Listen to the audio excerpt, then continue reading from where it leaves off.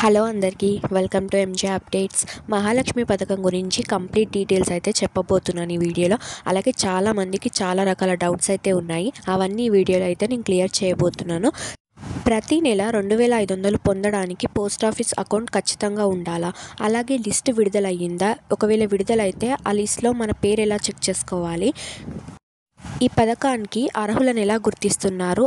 అర్హతలేంటి? ఈ పథకాన్ని ఎప్పటి నుంచి అమలు చేయబోతున్నారు? ఈ పథకం పొందడానికి ఏ డాక్యుమెంట్స్ కావాలి? ఇలాంటి ఇన్ఫర్మేషన్ ఈ వీడియోలో షేర్ చేయబోతున్నాను. సో వీడియోని ఎక్కడ స్కిప్ చేయకుండా కంప్లీట్గా చూడండి. మీరు కంప్లీట్గా చూస్తేనే మీకు ఇన్ఫర్మేషన్ అనేది అర్థమవుతుంది. అలాగే మన ఛానల్ని అయితే సబ్స్క్రైబ్ చేసుకోండి. సో నేను ఈ మహాలక్ష్మి పథకం గురించి పెట్టే లేటెస్ట్ వీడియోస్ అయితే మీకు నోటిఫికేషన్స్ ద్వారా తెలుస్తుంది మీరు సబ్స్క్రైబ్ చేసుకుంటే.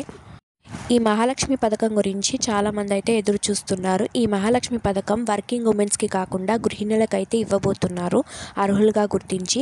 ఈ అర్హులుగా ఎలా గుర్తిస్తున్నారో నేను ఈ వీడియోలో చెప్తాను, మీరు క్లియర్గా వినండి. మెయిన్గా ఈ పథకానికి తెల్ల రేషన్ కార్డు ఉన్న మహిళను మాత్రమే అర్హులుగా అయితే గుర్తిస్తున్నారు. అలాగే ఈ పథకం పొందడానికి 18 నుండి 59 సంవత్సరాల లోపై ఉండాలి.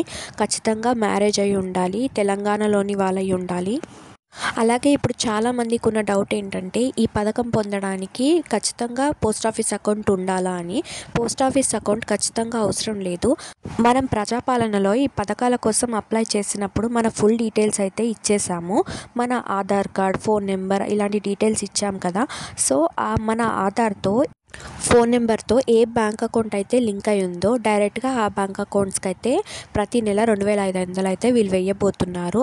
అలాగే లిస్ట్ విడుదలైందా? లిస్ట్ ఎలా చెక్ చేసుకోవాలని చాలా డౌట్స్ అయితే ఉంది. అఫీషియల్గా లిస్ట్ అయితే ఎక్కడ విడుదల కాలేదు. మనం మహాలక్ష్మి పోర్టల్లో స్టేటస్ అయితే చెక్ చేసుకోవచ్చు. థ్యాంక్స్.